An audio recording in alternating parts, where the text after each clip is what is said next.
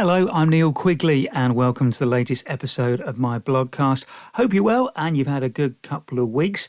A few Saturdays ago now, my girlfriend and I were trying to work out what to do. We had no plans whatsoever. So a few days before, we decided to try and get ourselves tickets to see maybe a last minute play in the West End. Now, we are both big fans of the theatre. I prefer the musical. She prefers the straight play, but we tend to be very fair about it and take it in turns in choosing what to see. This particular weekend, we were trying to find a bit of a bargain. We thought we'd try and get something last minute, maybe something a bit different, something that we wouldn't necessarily think of going to see. We did check out some of the big plays and musicals at the theatres in London at the moment, but they last minute for Saturday matinees were quite expensive. So we thought, let's have a look around, see what we can find. And we discovered an absolute bargain. There was a short London preview of a new musical called Cake, which made its debut up at the Edinburgh Fringe Festival during the summer. It puts a slightly different slant on the story of Marie Antoinette, and it works in tandem with the story about the woman who was rumoured to certainly play a bit of a part in starting the ball rolling for the French Revolution and the end of the monarchy in France. We found the tickets for £15 for very good seats in the stalls for the matinee. It was a slight still work in progress performance in the musical itself, obviously having come from Edinburgh, was just over an hour with no interval, so it ran all the way through. It did have a very impressive cast. The two main leads were Zizi Starlin and Renee Lamb. The last time I saw Zizi, she was playing Mary Poppins, so this role was very different, and Renee Lamb was previously in the fantastic musical Six. And it is, I would say, a very modern musical in the styling and indeed the music and some of the more fruity language. I guess in an odd way, it's a kind of slight cross between the Book of Mormon and Hamilton. The music it contains ranges from some very traditional and fantastically sung songs to some dance music, but it all works. The set for it was very basic but very clever. The costumes were fantastic, and there was a bit of something for everyone in there. As I said, the music it contained was quite diverse, and also it did contain lots of different dance styles as well. The singing was fantastic. The songs, some of which were very catchy. It's kind of at its early stages, and I believe Cake may be going on a UK-wide tour, and if it does, it's definitely worth seeing. I really enjoyed it. I wasn't sure what to expect. As I said, it was a last-minute decision for very reasonably priced tickets, but we thought it was fantastic. It did have an advisory over 14-year-old warning on it, which makes sense when you hear some of the language that the show contains. And when we saw it, I suspect there was at least one girl in the audience who had a few questions for her parents afterwards. She was definitely under 14, and when one of the staff of the theatre checked with her parents that they were aware that it was meant to be for 14 years and plus this show, they didn't seem to know, but they'd already ordered their wine, so I presume they all went in to see the show. I'm sure they enjoyed it. Bear in mind, it's ultimately quite a dark subject. There was lots of humour in there, it was very well written, and it flowed really nicely. I thoroughly enjoyed it. It's called Cake, as you can imagine, with the links to Marie Antoinette, and it's definitely, I think, worth seeing if you get the chance. I'd recommend it. So we were very pleased with our last-minute decision to go and see that musical, and the matinee was perfect for the timings of the day and what we required for that weekend. As we were in London, we made a reservation for dinner at one of the restaurants. Now, with me being celiac and having to have a very strict gluten-free diet, I tend to try and eat at restaurants that are celiac accredited, because as well as supplying gluten-free food, they have to have got certificates to prove they can deliver it safely and without cross-contamination. One of these places is Brown's. Now, we had eaten at this restaurant before and had a fantastic meal. This experience was a little bit different. Have you ever been in a situation where you think you may be on one of those TV prank shows? You know when Ant and Dec sometimes surprise members of the public for a segment on Saturday Night Takeaway, or anyone old enough remember Candid Camera, or even Beatles About, lots of hidden camera shows where people try and make you feel uncomfortable and make you wonder if situations are for real, and then they jump out with a microphone and tell you it was all a setup. These are the things that happened during our meal. We arrived maybe a minute or two late for our booking time, but that was fine. They took us to our table, no problem whatsoever. It was right at the back in a corner as we were walking up towards our table. The waiter in that area actually dropped a whole tray of empty glasses and they smashed everywhere. So he then had to clear them up. We sat down at our table, perused the menu, tried to work out what we wanted to drink first of all, and of course had a look at what we wanted to eat as well. No word of a lie, it must have been about half an hour between sitting down before the waiter actually came over. And the only reason he did that, there was a group of 4 people behind us who were clearly waiting to pay the bill. So one of them went to go and use the facilities.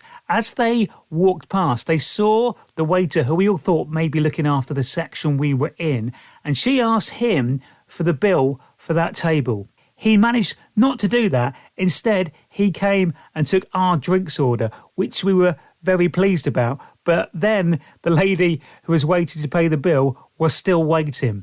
We had to wait quite a time for the drinks to turn up as well. In fact, he came to check if they'd arrived and they hadn't, so he said he'd go and check where they were. He then did come back with the drinks about 5 or so minutes later. And then about 10 minutes later, another waiter turned up with the exact drinks order. He also seemed to think we'd ordered some whiskey, which we had not. So we sent him away. Meantime, we had actually ordered some food with our original waiter. Again, this took an age to come out as well. It did eventually come out. We got our starters.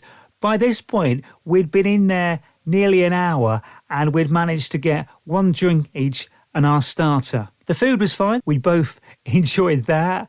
And then, once again, it was a bit of a longer wait for the main to come out too. In fact, that took so long, he went and chased it twice for us, the waiter. And then when another waiter did come to deliver our food, he apologised because he said basically he'd been to completely the wrong area of the restaurant and had been walking around with the food for about a minute or so.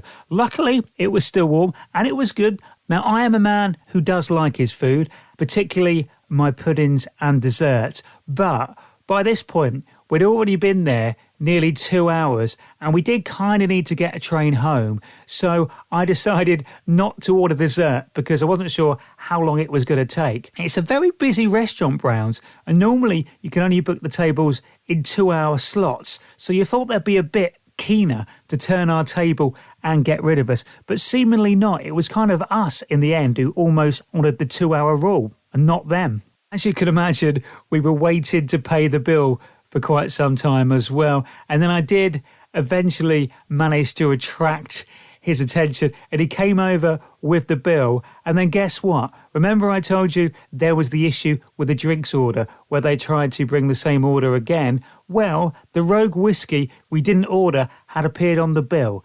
So we had to get that taken off, which again, as you can imagine, took another 10 minutes. Meantime, there's a hen party of 8 sitting at another table near us. They are going to the theatre that night and they're also desperately trying to get their bill so they could leave. By this point, it's about 7:20. So depending on where their theatre is, they're going to be very tight to get there for the start of the show. Plus, they've got no chance, I felt, at that point to get any drinks beforehand. Eventually, the right bill did turn up and we paid.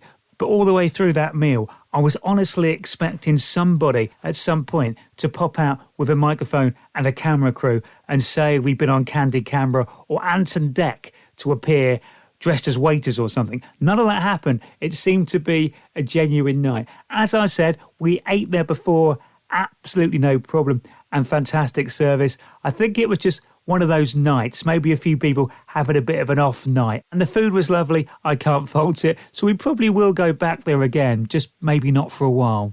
Part of the reason we decided to go to a Saturday matinee theatre performance and to have dinner afterwards before heading home was we were busy the day after and had a bit of an early start. For Christmas, I got my girlfriend Linda a driving experience, one of the Virgin Experience vouchers. Now, the idea was I tried to book her to drive 3 separate Aston Martins round a track. That was the experience. We'd booked it in finally for a airfield in Abingdon. We had to be there for 9:30 on the Sunday morning.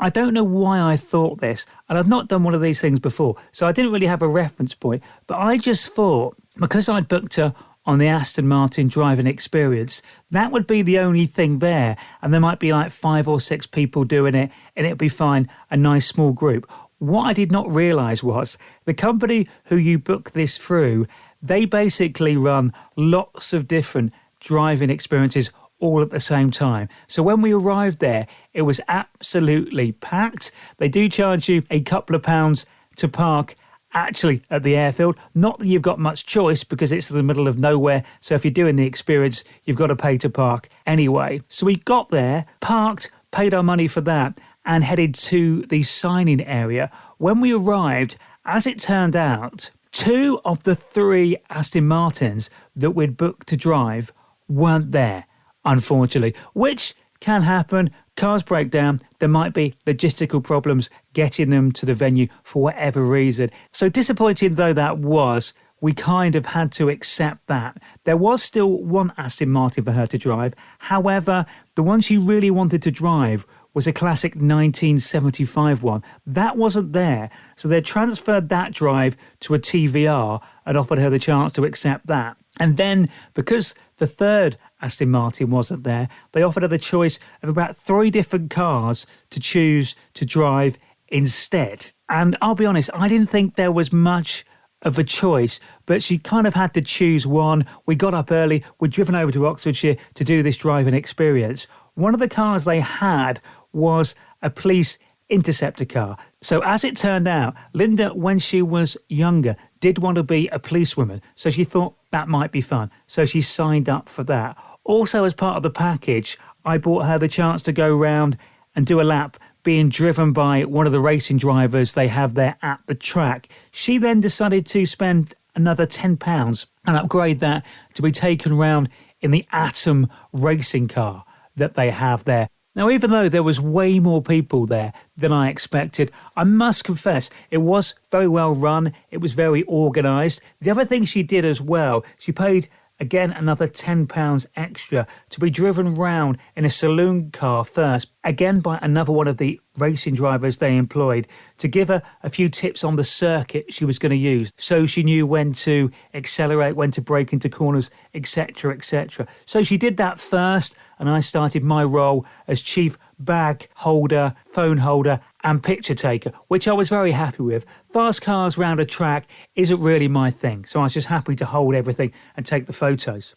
Once you'd done that, we went to the kind of pen area they have, where they have microphones and they call you up when your car is ready or when you're next in line. So when you're next in line, they call you up, and they have labelled chairs in this area, labelled for each of the cars they have, and they have lots of different cars there. There's Lamborghinis, Ferraris, there was a Batmobile, all sorts of different, weird and wonderful cars that you can have the chance to drive. They sit you on the corresponding chair, and then when the person who is looking after that car is ready, they come and get you from the chair. So first up, Linda got the chance to drive in the police interceptor vehicle. It was fully marked up as a police car, all the signs written as you'd expect, and it had a blue flashing light on as well. So she got to drive that round the track a few times. If you're interested, it was a BMW automatic, and apparently she told me the acceleration was quite good and she did enjoy driving it. Then when you've had that experience and you just get to drive it